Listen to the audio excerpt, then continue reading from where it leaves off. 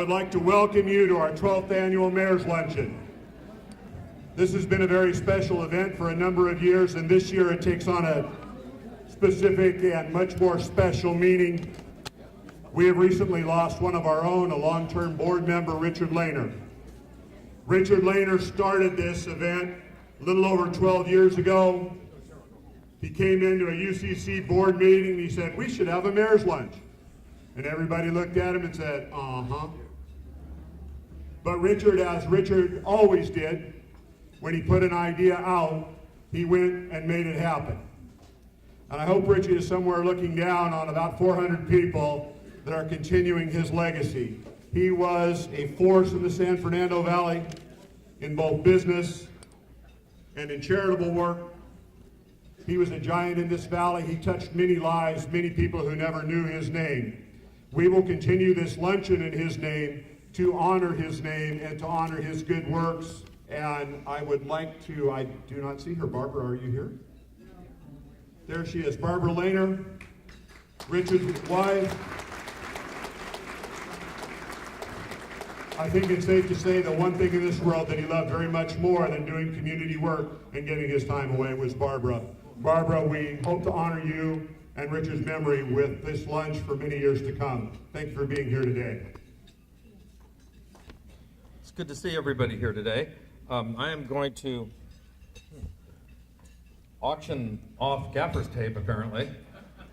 But for those of you who don't know, this is really what holds the world together.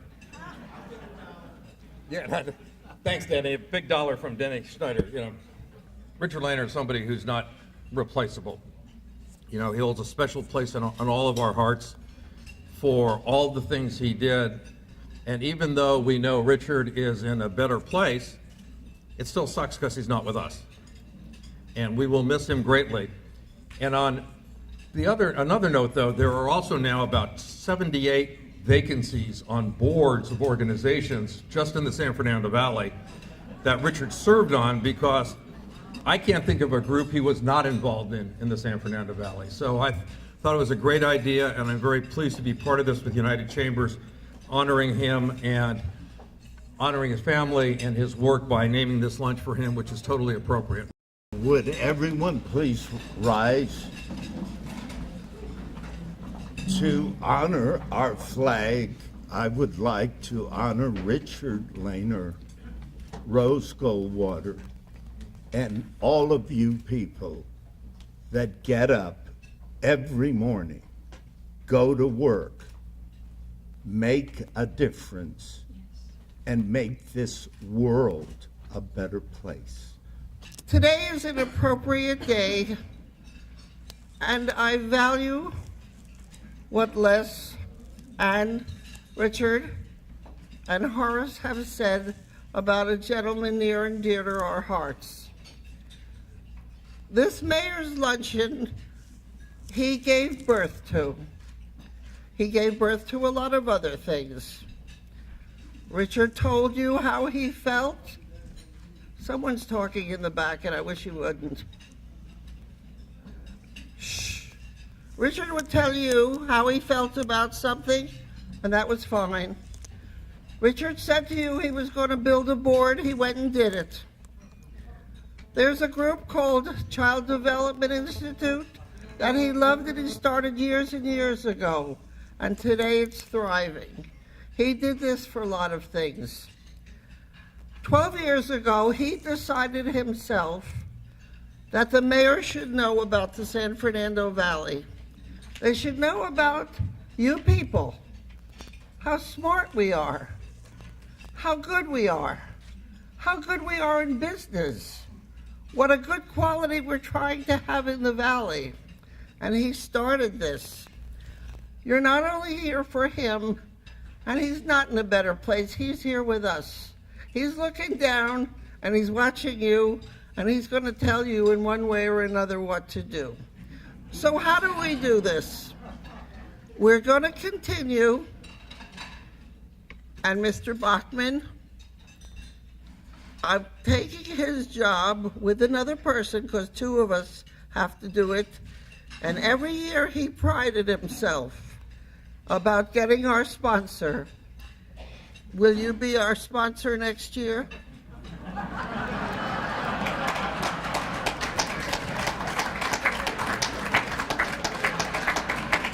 And worse than that, as I look down at a young man who could be my own son, he's so young, Mr. Mayor, as long as you're mayor, will you be here with us? Thank you very much. Florine gave me this to end the morning because she knows if she doesn't, I'll talk for an hour. Never regret a day in your life. Good days give happiness, bad days give experience. Worst days give lessons, and best days give memories. We have wonderful memories, and I'm so proud that when my husband and I chose to move from the East Coast, that we picked the San Fernando Valley. Thank you. As we reflect today, let's also remember the men and women who serve this country abroad, but also at home. Not just the soldiers, everybody in the military, but also first responders, law enforcement, firefighters, paramedics, all those people who put their lives on the line for us day in and day out without thinking twice.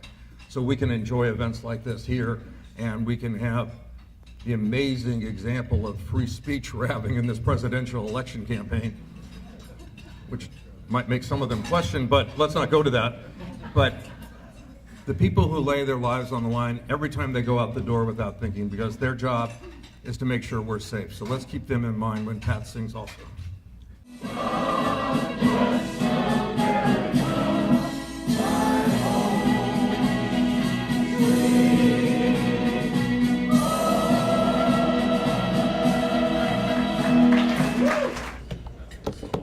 Excuse me for taking time getting up here. There are some things in a man's life that happen and are very embarrassing. I've always felt when that happens, it's well to face it. So I'm going to do it, but I would ask you to think about how you look at me when I do come downstairs. My zipper broke. Honest to God truth. I've done everything I can, but I can't do much sitting there in the chair, you know.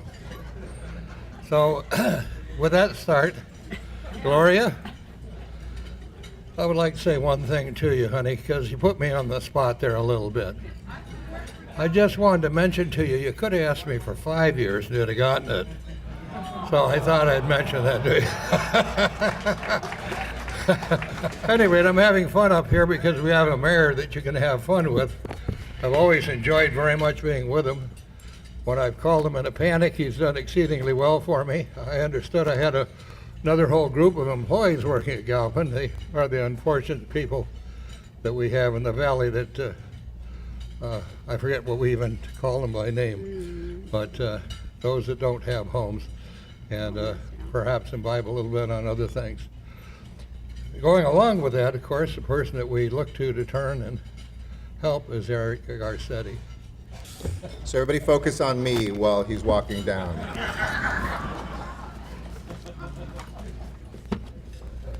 Thank you so much, Bert and Jane, for who you are and what you do.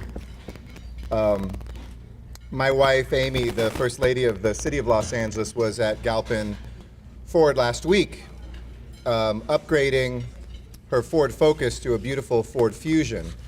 And let me just say, since they sponsor this, the Ford Fusion's an amazing car, really luxurious, nice ride, good handling. It is of a standard that's as good as anything being built in Europe or Japan. And you couldn't be nicer than to get your business done at Galpin Ford. We do have a choice of where to go in the city, and we choose Galpin Ford. So thank you, and go get a Ford Fusion, everybody. Thanks so much for your great leadership and your sponsorship. And Gloria, thank you, thank you, thank you for who you are, for what you do, for being the embodiment of an angel in this city of angels. You give of your heart. You're the sharpest mind and wit and somebody who embodies why this city is such a loving and successful place. And you can count on me every single year. Even long after I'm mayor, I'm going to be coming back to come to your luncheon. So thank you for making this happen and continuing this as well. And of course, we remember a dear, dear, dear man.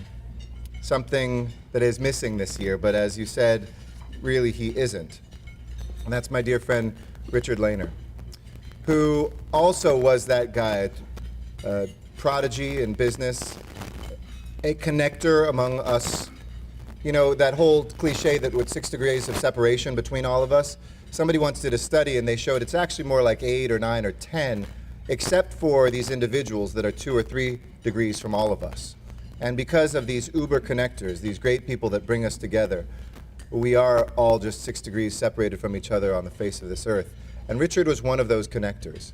I'm sure that there are business deals and relationships that wouldn't have happened had he not convened us here. I'm sure there are relationships, even marriages maybe, that wouldn't have occurred had he not brought us together. And I know on behalf of myself and all the members of the City Council that are here, we have really loved, this is I know called the Mayor's Luncheon, but it's really a Los Angeles luncheon.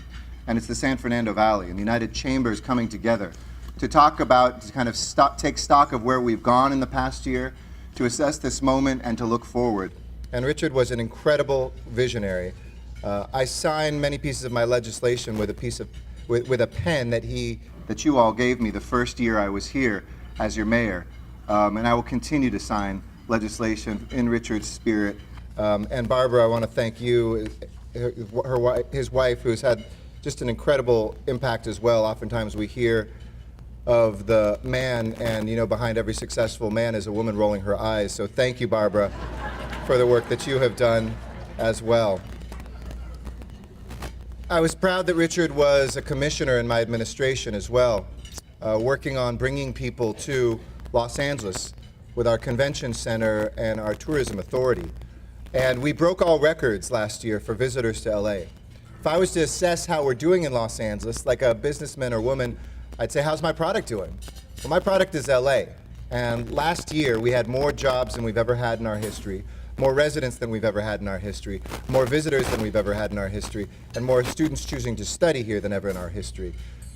Whatever problems and challenges we may face, those are good problems to have, and they reflect that people still want to come and be here. Unlike other cities that have lost half their population or seen their population decline, Los Angeles, and in particular San Fernando Valley, still embodies that dream that I grew up with, of the middle class, of being able to find what it is that you want to do and to find fertile ground to grow a business, to raise a family, and to create a future. And I think that all of you should be very proud of what we've accomplished over the last 3 years.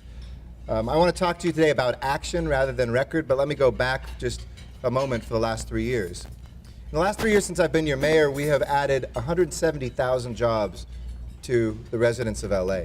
As I mentioned, it's more jobs than we've ever had in our history, something I couldn't say last year or the year before. Since the LA riots, we went into a dip that we never recovered from until 3 years of steady work have resulted in 170,000 new jobs. And get this, over 70,000 new businesses that have opened up and registered with the city of LA in that time. Almost one business for every 2 jobs. We had a record number of housing permits pulled. Our land use valuation and activity is the highest it's ever been. We've cut red tape at City Hall, so projects that used to take 2 years to get done, you can get in the ground in just 3 months. We focused on key industries. I saw Melissa Patak, there she is, here, like the motion picture industry, and campaigned, and Adrien Nazarian and Matt Dababne and others helped us push through a skeptical governor who I got to sign, and I think he's happy that he did now, an expanded film tax credit that has brought $3 billion of filming back to Los Angeles, predominantly here in the San Fernando Valley, that otherwise wouldn't have been there. 82 pilots were filmed in Los Angeles, the most of any city in the world, after we saw pilots disappearing, which meant the future was receding. We looked at aerospace, so alive and well and important here in the San Fernando Valley, but so ignored by City Hall. And we applied with the federal government for a competitive grant that brought LA and Ventura and San Diego and Orange counties together, and we won it, over $180 million for an advanced manufacturing partnership, so that companies in North Hollywood and out in Canoga Park and other places can get the dollars they need to upgrade their assembly lines and to teach people how to be part of the new aerospace, You know, this is the city that kicked off the space age. It's the city that's reinventing it. Whether it's rovers that we design here in the LA basin or SpaceX changing how we shoot rockets into space, LA needed to stop ignoring that industry and to move forward. It's not just been looking at key industries, though. We've also looked at key skills and people, changing our whole job training approach to make sure that young people growing up in Los Angeles can get those jobs and can be part of this exciting moment in an expansive economy as well. We've been able to do things like launch a new portal. If you haven't checked it out, please go as business people and check out business.lacity.org. We competed with 200 cities around the country with the Small Business Administration and won the grant. We were #1 to create basically a place you can go for a one-stop shop to open a business. And while you're there, we'll connect you with capital. We'll connect you with people who can help you with your business plans. It is the most user-friendly website, I think, of any city in this country now. And we want you to take advantage of it so that you can grow your businesses, so you can add jobs, and you can do those things that help us all prosper as well. And I think it's that in this together mentality. I sought out to just be one thing as your mayor, a builder, in 3 areas: a builder of our economy, a builder of our infrastructure, and a builder in faith that City Hall would actually listen to you.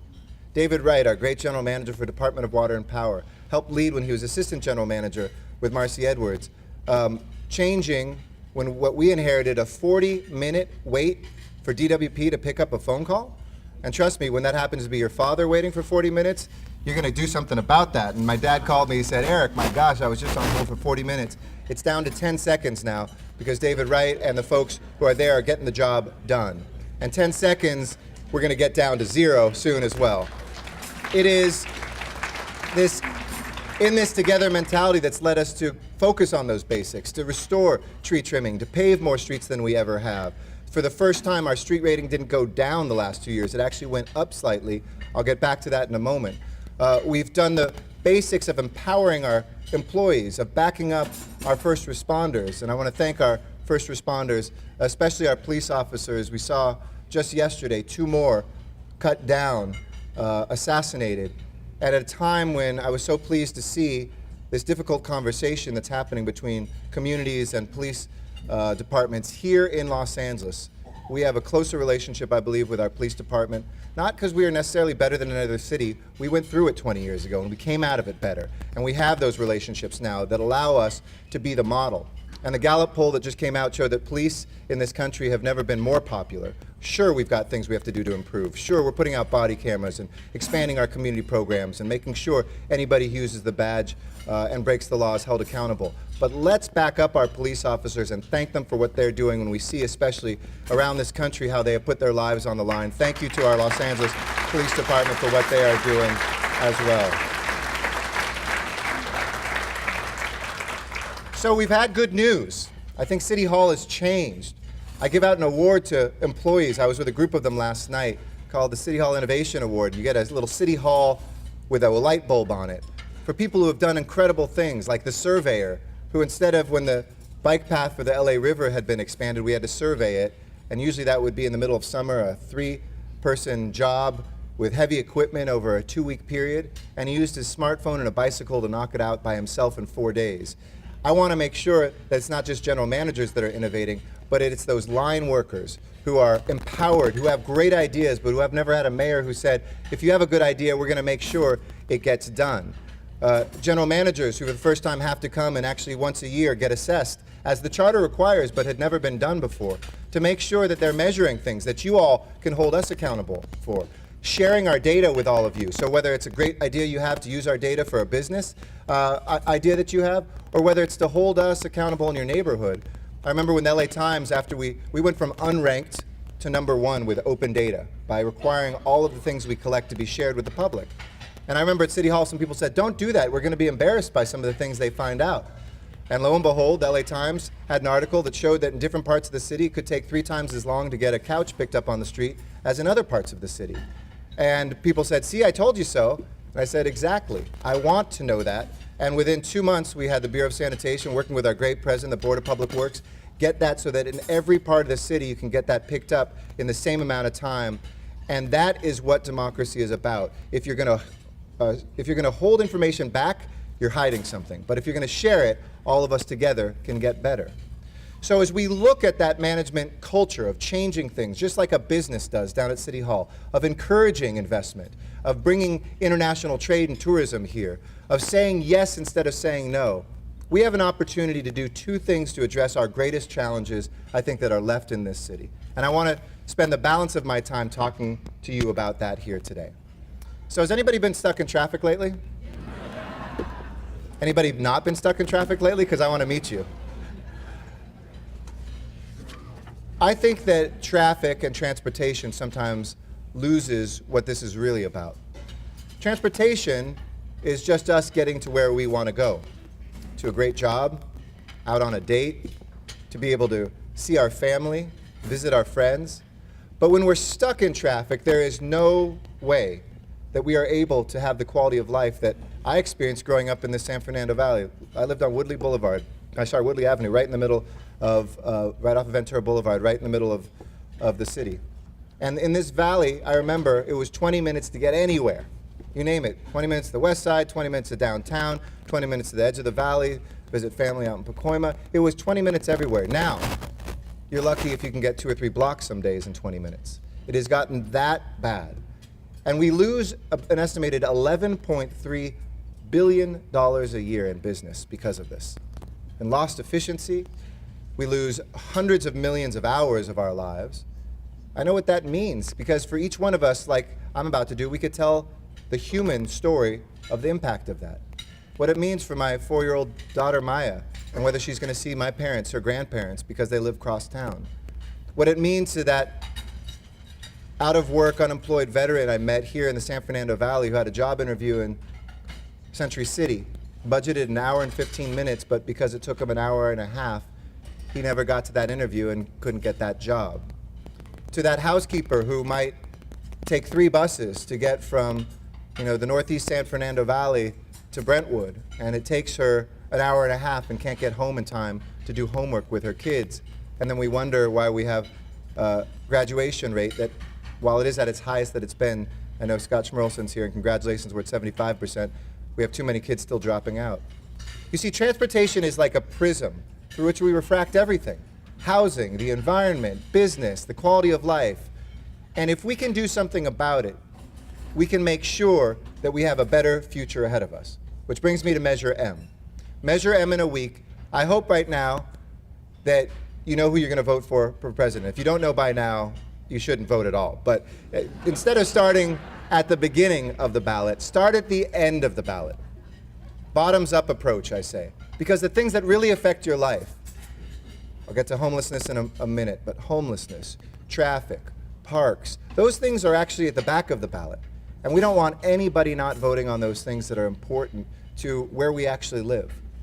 Measure M builds on the success of Measure R, which was passed in 2008. Richard Katz and others were great champions of this, to make sure that we began to invest in our transportation futures.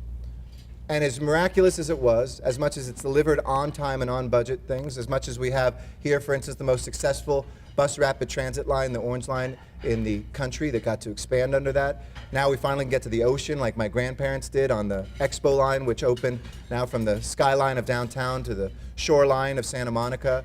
As much as we've seen Crenshaw LAX line go, and in my first year I made sure that that would connect with LAX so we can finally get public transportation to our airport and get some of the cars off the road, it's simply not enough. It's like winning the lottery. If you live by a line and work near a line, you can take one of these lines, but otherwise we're still stuck in our cars. And speaking of which, our roads are deteriorating. Our freeways have all these pinch points where traffic comes to a halt without an accident. And so we decided, let's do something big and bold, because that's what we do in Los Angeles. We don't just sit back and say, okay, it's going to get slightly worse and worse. We figure out a way to move forward. We did that with the original red cars. We're the best in the system in the country. We did that when freeways were cutting edge, and we moved the freeways forward. But today the answer is a combination, multimodal transportation, to allow people who are going to be in cars to get somebody off the road in front of them because they can take public transportation, to allow somebody taking 3 buses to maybe take 1 rail line and to be home to help her child for homework, to keep our fares affordable for students and for seniors and people with disabilities. I rode the RTD back in the day here in the San Fernando Valley every day of my childhood during the week. I would take it on Ventura Boulevard. I'd stop at the Sherman Oaks Galleria, not the newfangled one, but the original Sherman Oaks Galleria. Hot Dog on a Stick Galleria, Arcade Galleria, Fast Times at Ridgemont High Galleria. Anyway, that Galleria. And we used to love the freedom that it gave us. We can get that back. And Paul Krikorian, your appointee, my appointee for the MTA that represents San Fernando Valley, just wrote an op-ed piece that I thought said it really well. We had a press conference together, and he said, last time the Valley, excuse my language, but the Valley got screwed. This time, we started from the bottom up. Mike Antonovich, the biggest opponent of the last two measures, actually was the person who wrote this Measure M to make sure that population was the determinant, not politics, for what lines and what dollars flowed. And he is totally behind it. So for the most conservative person in this room, if Mike Antonovich is behind Measure M, you should be too. For the most liberal person in this room, you've got Democrats and unions, you've got chambers of commerce. VICA has endorsed it here. The LA Chamber of Commerce, not usually something chambers do when there is a proposed tax measure. But the reason why they have all backed it is because, as Paul said, if you vote no on Measure M here in the San Fernando Valley, then you're screwing yourself this time. Because finally there is our fair share. To finish the north-south line that would start up in the northeast San Fernando Valley and come down all the way on Van Nuys and eventually probably Sepulveda to meet up in Sherman Oaks, with a tunnel that'll go through the Sepulveda Pass and transit, and a line that will continue all the way down to LAX, so you could go to the airport and never be in your car. Upgrades to the Orange Line so that buses and cars aren't sharing the same intersections and slowing down, but flyovers that allow them to go over our main intersections. Bob Hertzberg, our senator, who worked very hard with Richard and others to make sure that the Northwest San Fernando Valley was included. A new bus rapid transit line that will go to CSUN, so that people, anybody live in Northridge, you know what it's like when the student cars are parked in your neighborhood. And it will create, by the way, 465,000 jobs to boot. So I hope that all of us will email friends, we'll talk to our colleagues, we'll mention to people how important this is, because it'll reduce traffic by 15%, and in the most conservative study, in the furthest out, we're looking at things that will accelerate this probably 2- or 3-fold, because we've got a great CEO at Metro who works for you now, Phil Washington, who's bringing the private sector in to get the job done. He did this in Denver. The first public-private partnership for a rail line goes now from downtown Denver to the airport. It was done in 11 years less time and only cost 70% the original estimation. We've already opened up an office of public-private partnerships for Metro. So any of you in the transportation space, we're open for business. And why is that important? In the old days, we used to say, okay, we're getting from this point to that point. We're going to design and engineer the entire thing and put it out to bid. It took many years. Oftentimes, that wasn't the best way to design it. And people bid for it, and we all paid extra and wasted a lot of time. Now we're saying we just need to get from point A to point B. Why don't you tell us the way you do it? And you have 5 or 6 or 10 companies that are privately funding their own research. It's almost like an X Prize for transportation to figure out the best way to get it done cheaper, more quickly, and more responsibly. So this is the moment when we should be able to grasp this and to pass Measure M. And I want to see a strong, strong Valley here. I was on Van Nuys Boulevard last week, and Supervisor Zev Yaroslavsky, Senator Bob Hertzberg, Assemblymember Nazarian, Councilwoman Martinez, Stuart Waldman from VICA, and Paul Krikorian were there. And we have the most incredible support across the board, but we need your vote. Because it's clear an overwhelming majority want it, but will it get to 2/3? Last time we tried it, it got 66.1%. 15,000 votes in a county of 10 million people. And trust me, as an elected official, I'm sure any of us in the room would love to get a 66.1% vote for ourselves, but in California, you need to get 66.7. So there's $3.4 billion here also we'll be able to spend on fixing our streets. I know that Councilmember Rue, Councilmember Englander, Councilmember Krikorian, and Blumenfield, we all have streets that we want to see paved. And while we've been able to hold the line, the great work that Councilmember Englander did for Fix Our Streets, we have a plan to do it. This is the funds that we can get from local dollars that all 88 cities have. So Burbank will get dollars, Los Angeles will get dollars, Glendale, San Fernando, you'll get dollars in Calabasas that you can use locally for the streets that you need or the intersections you need to fix as well. All right, that's Measure M. Second, I want to talk to you about the issue of homelessness. And I think all of us know and see and feel this. I remember growing up, when I was in Encino, there was a place on Ventura Boulevard about 2 blocks from us where a man named Luis lived. He was our handyman. And, he had, quite frankly, a substance abuse issue. He was an alcoholic. But when he was sober, my parents would hire him to do some painting or to fix some things around the house. And he had a place to crash. There's a single room occupancy building that was there on Ventura. And for those folks who had mental health issues, there was a safety net to catch them. Today in Los Angeles, we've never had as many homeless people as we do. And it's not just in Skid Row. I was just with Senator Feinstein in Skid Row with my wife at the Downtown Women's Center. We've seen an increase of homeless women by 1/3 in this past year. We see veterans that come home from war, who wear our nation's uniform, and who are sleeping on our streets. When I found out and heard at Galpin Ford what it's doing to employees when you walk, or students are trying to get to and from school, and you see encampments where you don't know what's going on. And not every criminal is homeless, and not every homeless person is a criminal, but there is a lot of criminal activity that goes on, especially with people who are addicted to drugs and who are on our streets abusing those drugs. It's not safe.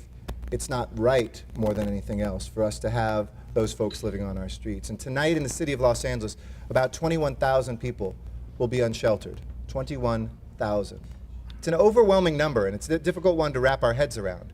How do we begin to understand 21,000 people's stories?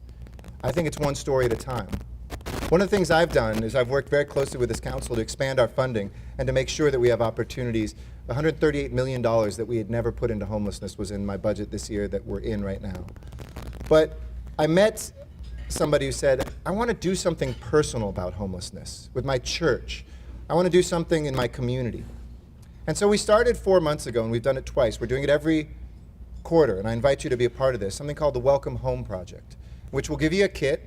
You can invite a few friends over to your house, or you can do it at your place of work, or in your church or synagogue, and you can come together and talk about the issue of homelessness.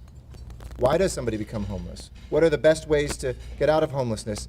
And then at the end of it, everybody brings a little something, and we put together welcome home baskets with the basic necessities that people moving off the streets need when they move into a new apartment. So I took one of these kits. I was in the Valley at a Islamic study center in the West Valley with members of the Church of Jesus Christ Latter-day Saints, Methodists, Jews. It was like We Are the World, all these congregations that came together, and they made over 50 of these baskets. We had local companies who donated. Dollar Shave Club, have you ever heard of that? It just was bought for $1 billion, one of these great new tech companies we've been focusing on. They gave us $50,000 in razor blades and shaving cream. We had the Honest Company, started by Jessica Alba, another great company here, give us soap, and we had mops and all those basic things, pillows and blankets that people need. And I decided to move one man in with his daughter. His name was Joseph. Excuse me. And Joseph grew up here in the San Fernando Valley. He was moving into his first apartment in 6 years. He'd been homeless for 6 years. His daughter, Chantal, was a beautiful young woman who has sickle cell anemia. Her mother wasn't in the picture, so her father was raising her by himself. And for 6 years, when she was in junior high and high school, they were homeless. Incredible story.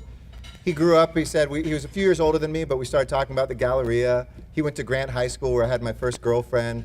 You know, it was there, but for the grace of God, go I. This one Valley boy and this other Valley boy, one who was the mayor and one who had been homeless for the last 6 years. We're both musicians. We both have daughters. We had so much in common. His daughter graduated from high school. She's at Santa Monica College. She wants to transfer to Berkeley. She's going to do an internship, it looks like, in the mayor's office. And we had this moment of connecting, that this wasn't about them, the homeless. And I don't like to use the term the homeless. I say people who are experiencing homelessness, because there aren't addicts and ex-felons and homeless. There are people who are addicted to something and struggling with that. There are people who are homeless. There are people who have served time. And we have to figure out ways to connect if we're going to be a successful city with each one of them and to move them in.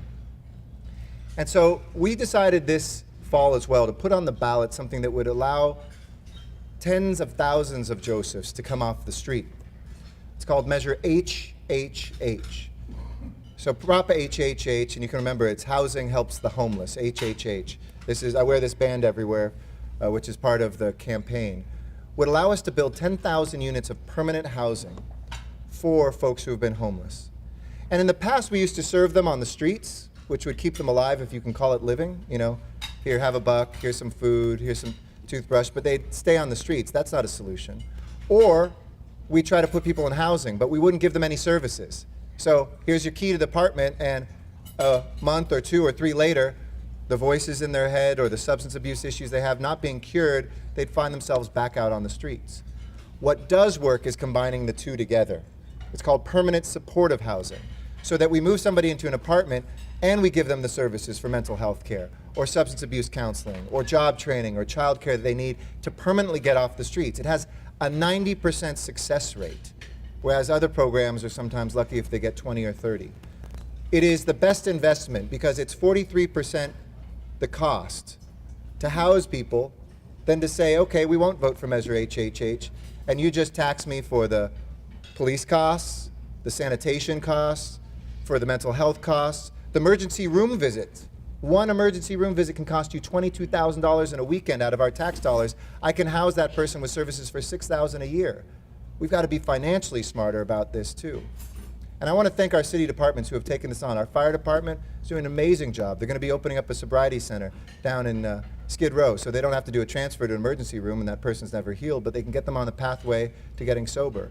Our police department started HOPE teams with our Department of Public Works, so that now instead of police getting that call and having to ticket somebody who doesn't have any money to pay and it just builds their criminal history, they go out now, as I did with Councilmember Nuri Martinez, and together they know the names of people who are homeless. They help connect them with services, place to get a shower, a cup of coffee, store their goods, with sanitation workers who can clean up the sidewalk for us and make sure with a homeless services outreach professional that they can begin to get into the continuum of care that they need. HHH isn't the silver bullet, but without the housing, 10,000 units of housing, we're going to be back here in a few years saying, why is it still there? And don't we want, sometimes we do things in this business, whether it's politics or whether it's in business itself, that are just good because they're good. And this is one of those times to help fellow human beings that are down on their luck, that are in the toughest moments in their life. And I've always said a great city isn't just about the mountaintops. It's about looking in the valleys. Maybe it's because I'm a valley boy that I say that. But we have to not average out prosperity. We have to see who's left behind. I can say we've cut our unemployment rate by more than half, the fastest pace of any big city in America. Remember when we were 2 or 3 points above the national average? Today we're the same as the national average, which most cities aren't. 5% unemployment, which is almost full employment. And by the way, it's not because people aren't even in the workforce. Here in Los Angeles, more people in the workforce ever than before.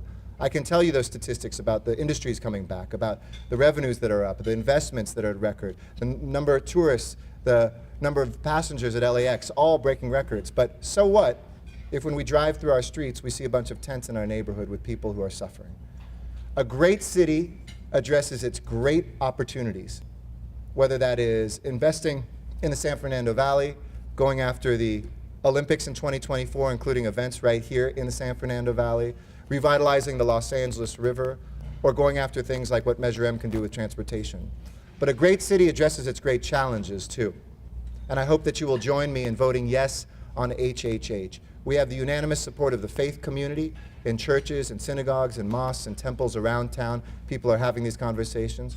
We have 100,000 postcards, handwritten. You'll be receiving many of them in coming days from volunteers who said, I care so much about this, I want to send that out there. And in conclusion, I just want to say, look, this is the heart of this city. It always has been.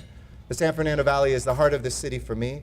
It didn't just teach me what a great city looks like. It told me how big a city's heart is. That this is a town that looks after itself, that invests in the future. We had a visitor from China who was here recently, this richest or second richest man in China doing some investments in Los Angeles. And he said, LA is the only city in America. Hey, welcome everybody. I'm Eric Garcetti. I have a few things to tell you. I think I kicked the volume down here. So Measure M, no, I was kidding. And this Chinese businessman said, LA is the only city in America that is doing what we see the cities in China doing. If anybody's been in China lately knows how much they're investing in transportation and their roads and their infrastructure. We can't be left behind in this world. We have to be the greatest city anywhere on the face of the earth. That's my goal, to build that, to leave that behind for my children and my children's children. And the United Chambers has always been squarely with that vision, to make the investments where we can, to volunteer together, and at the end of the day, to look back at the end of our days and we say, there's two things that matter, who we knew and what we did. We've been so blessed to know each other, to know Richard, and to be connected with him and his legacy, to know each other, and to say it doesn't matter where you come from or how you worship God or whom you love or the color of your skin here in LA or one city. But at the end of the day, what did we do? And I want to look back and say we cut traffic, we housed our homeless, and we built a great city. Count on me every year to return here. Thank you to my fellow elected officials who are part of this, and thank you to the United Chamber for being the heart of the heart of the heart. Thank you all. God bless you.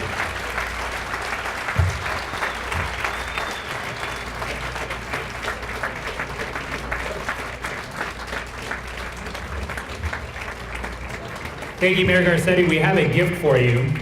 It says in appreciation of Mayor Eric Garcetti, United Chambers of Commerce, Annual Mayor's Day, November 3rd, 2016. If you open it up,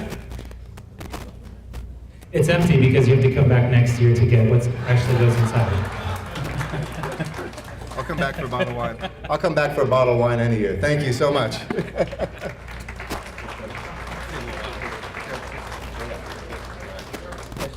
As we wrap up, Mayor Garcetti, thank you very much.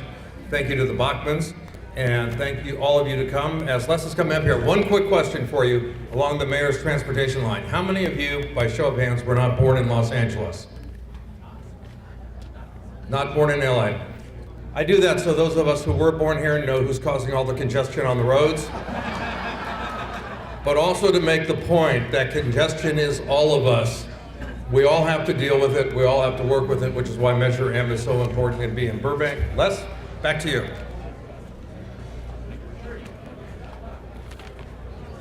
Okay, we'll quickly get you out of here. I'd like to obviously thank the mayor for coming out and offering to keep coming back. We appreciate that. I also, I don't hear very well either, but I could have swore I heard Bert Bachman agree to sponsor this event for the next 5 years.